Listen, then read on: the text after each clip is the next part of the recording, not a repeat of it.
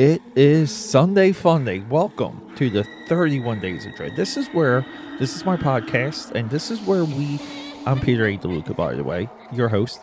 But this is where we profile one horror movie a day for the entire month of October, and all the movies are paired together. There's like little groupings, and that's mostly so we can kind of understand like some of these very complex subgenres within horror. Now, this is 4 years going. We've been doing this for 4 years, and we have a lot of study. We're doing something insanely interesting today because this person's still in the game. This person has an awesome website, and I'm talking Elvira. And the movie today is Elvira, Mistress of the Dark. Now, 1988, we have like a boom of Okay, you know what? Let's go through that intro. I will be right back. Alright, everyone, before we get into something spooky, let me tell you something.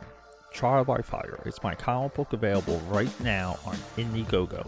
Link in the description. And I will see you on the printed page. Welcome back. So, okay. Hey, little teaser there.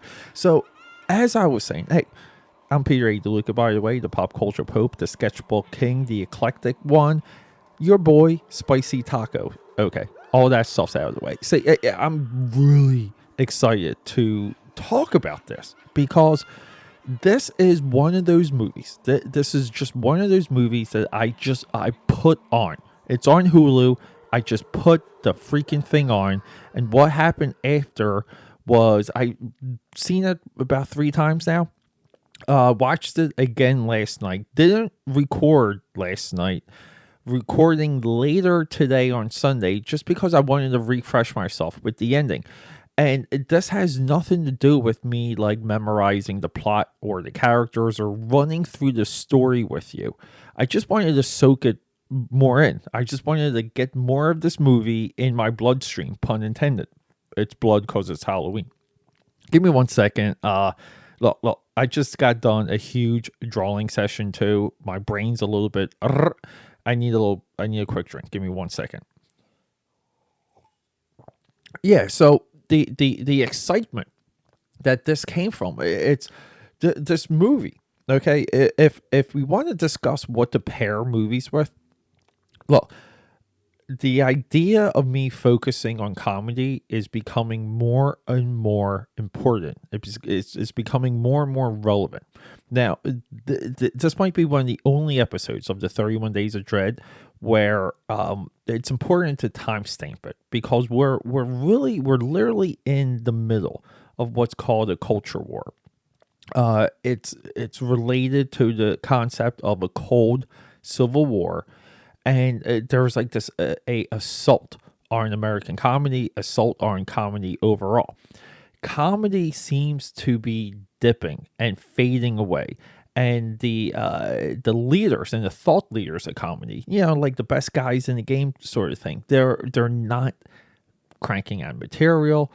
Cause of COVID, they can't hit the clubs. Like there's no curation of talent. There's no institutional knowledge being built within comedy, and then we have this this attack on hurting people's feelings. And I'm not saying some of this stuff doesn't need to be like. I'm not making a statement on that. That some of this stuff, it's a little bit wild. It's a little bit this. It's a little bit that. But I do think we're going to approach a generation where comedies are gone. Like they're just not there, and stuff won't be funny, and we won't have this like descension of a voice that we get through comedy. When I was watching Elvira, I immediately wanted to pair it with UHF. Getting back to that point, because this movie is the perfect movie to watch with UHF. Mostly because they both deal with like public television, and that's a good, but the public television stuff mostly bookends this movie. This movie's really about her fish out of the water, stuck uptown, her being a little bit wild, overly sexual, overly into the goth stuff. Like Elvira was goth before goth was goth, which is very cool. And she's funny, snarky, one-liners, overly sexual. She has every single teenage boy in the town, like, chomping at the bit at her whim. And then we have like an uncle who's looking for a book to do a seance or a ritual to become all powerful. What she actually does become all powerful, but Elvira comes out on top, kills him, and then we end the movie with a musical sequence. That's the movie in a nutshell. That's not the important part of this movie. The great thing with this movie, it's that it is free. It shoots from the hip. The over sexualization of Elvira is amazing. Her puns, this one, she gets hit on the head and she goes, how's this guy's like, how's your head? Because she gets bonked, and she goes, I never had any complaints. These one liners define an era that is now fading away. It's not going down the memory hole. It's literally being marched to its execution. Movies like this is probably, now I'm pairing this with another comedy, which originally was going to be Addams Family Values. I don't know, people. I was drunk when I made the list. But tomorrow's episode 19, is going to be Beetlejuice or Beetlegeist. We still don't know where that came from, why there's so many pronunciations and misspellings of Beetlejuice within the movie Beetlejuice. But the cartoon series was called Beetlejuice, and I'm sticking with that. But, and I just want to say also that Beetlejuice is important, but it's not as important as this. Pairing another movie with this, my best option, the best thing that came to mind was another Elvira movie. I couldn't get another one even if I paid for it on Amazon Prime Instant. So I just wanted to put another comedy in there. I saw Beetlejuice recently. Beetlejuice just inspired me because I forgot how wild Beetlejuice was. And I'm doing a Halloween party, and I did recently buy a replica Beetlejuice glow in the dark grave, which is absolutely amazing. But yeah, so getting back to why this is important.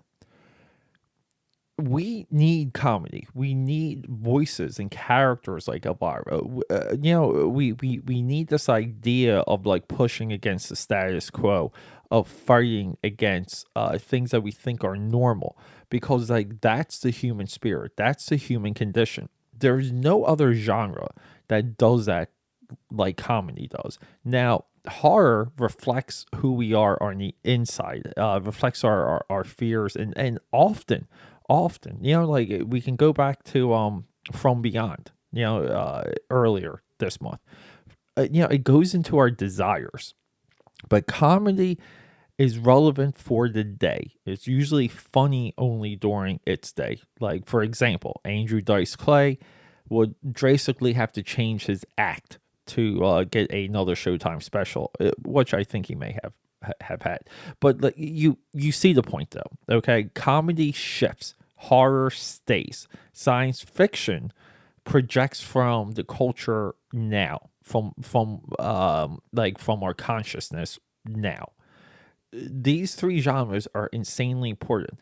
This movie, okay, has moved my needle to the point where I'm like, I almost want to do a month of comedies, hardcore. Like, let's go through it all. Let's start this long-term study with comedy that we did with the 31 Days of Dread, because I feel like all of it needs somewhat to be documented and spoken of. And it's like, and that's it. Like it's like this movie completely moved me. It's completely fun and well done. I just feel like you can watch this movie with anyone. Like Elvira, like it's so hard to take your Cassandra Peterson, I think is her name. It's so hard for you to take your eyes off of her. Like, oh my God. Like even now, like I had to like Google what she looks like now, and she's still a smoking hottie. Unbelievable. Yeah, and look, and then along the way we have this like this imagination, this freewheeling lifestyle approach to culture from the 80s going into the 90s. 90s is excess 80s essentially. And we're at the end of the 80s, and we're getting almost like this like this idea of everything exploding and becoming bigger in the 90s from this movie alone. Now, this movie, I think it cost 7 million box office. I think it might have broke even. And like that's it. The movie goes away and Cassandra Peterson like doesn't get any more opportunities. Now, I'm not saying she's still not in the game. She has a awesome website, awesome merchandise. Anyone out there doing that, use that as an example, like what she's done. I'm doing it because I really need to start building all of my stuff out obsessively again. And I every time I say that, I say to myself, Pete, aren't you already obsessive? No, I'm not obsessive enough. But yeah, so the idea though that we're fading from one era going into another era, that Elvira is this character that she created that is still around today. And I think I got to hit up her YouTube channel and subscribe, and she's got to be, I mean, I would say she would definitely have 250,000 subscribers. I could be wrong, but everyone, check out this movie. Watch it, rewatch it, show it to your friends, and enjoy it, and then watch it with UHF. Everyone, 31 Days of Dread, Peter A. DeLuca here, the eclectic one. Rock and roll, Trial by Fire. Let me just push my own stuff. Trial by Fire on Indiegogo. I love you, and rock and roll. Quick announcement. So this episode is dedicated to my father, R.I.P. Tony DeLuca, Tony Iron Feet. We love you, and we miss you every single day.